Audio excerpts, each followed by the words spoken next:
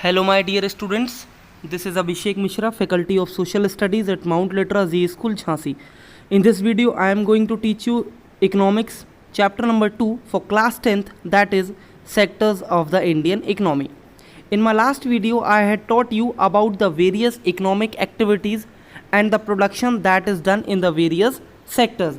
So here directly we are going to study some of the activities that are done in tertiary or maybe as service sectors, which does not include any production in them, but still we categorize these activities in the tertiary or the service sectors.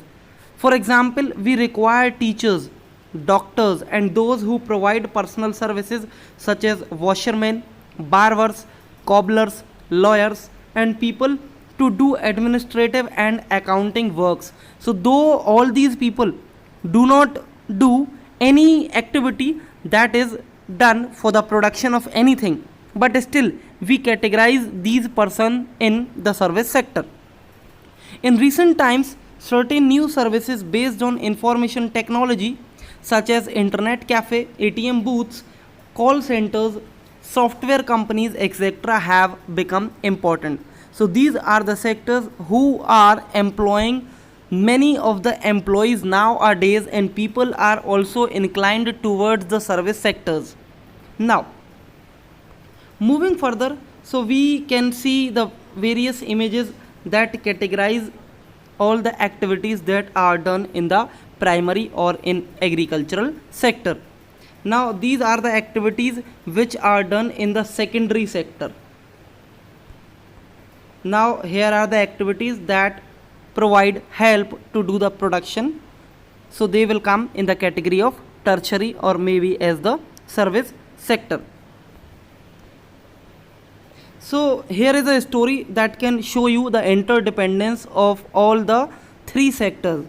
Imagine what would happen if farmer refused to sell sugarcane to a particular sugar mill. The mill will have to shut down.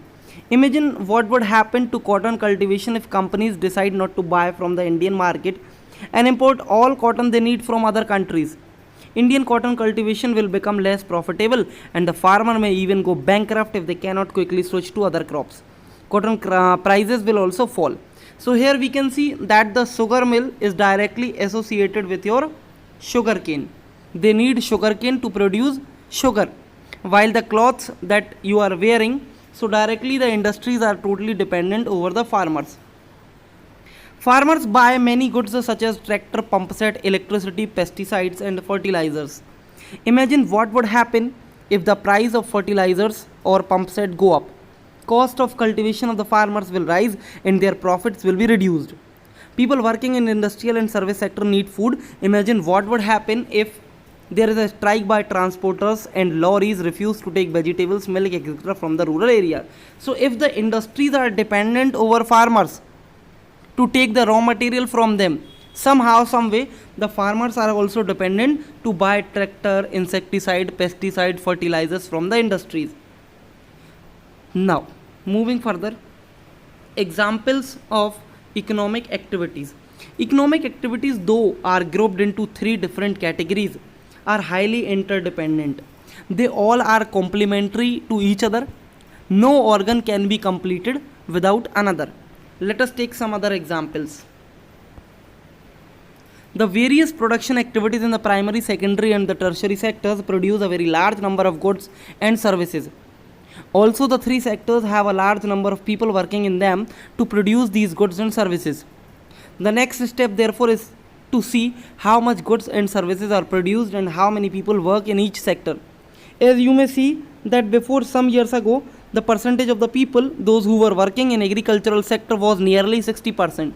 So here we can conclude that the people, those who are engaged in the farming activities, they are maximum in number.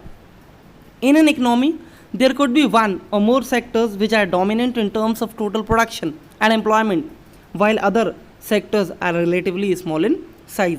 Now the demand of service sector is growing day by leaps and bounds in nowadays, because people are mostly employed in service sectors, as the labor is very low and the salary is high in the service sector. So people are more inclined towards the service sector. Now, how do we count the various goods and services and know the total production in each sector? So, with so many thousands of goods and services produced, you might think this is an impossible task. Not only would the task be enormous, you might also wonder how we can add up cars and computer and nails and furniture if won't make sense. You are right in thinking so. So, to get around this problem, economists suggest that the value of goods and services should be used rather than adding up the actual number. For example, if 10,000 kgs of wheat is sold at rupees 8 per kg, so directly by multiplying the value, we can get the amount of wheat is rupees 80,000. The value of 5,000 coconuts at rupees 10 per coconut will be rupees 50,000. Similarly, the value of goods and services in the three sectors are calculated, then added up. Means directly we calculated the amount of those products which are now ready to be used. Means when they are transported and they are ready to be sold, then only we count the value of these products and they are called as your final products. So while calculating the GDP of the country, we only calculate the value of the final products, not the value of the raw material that are used to make that product. Here I am ending this video right now. Till then, goodbye. God bless you all.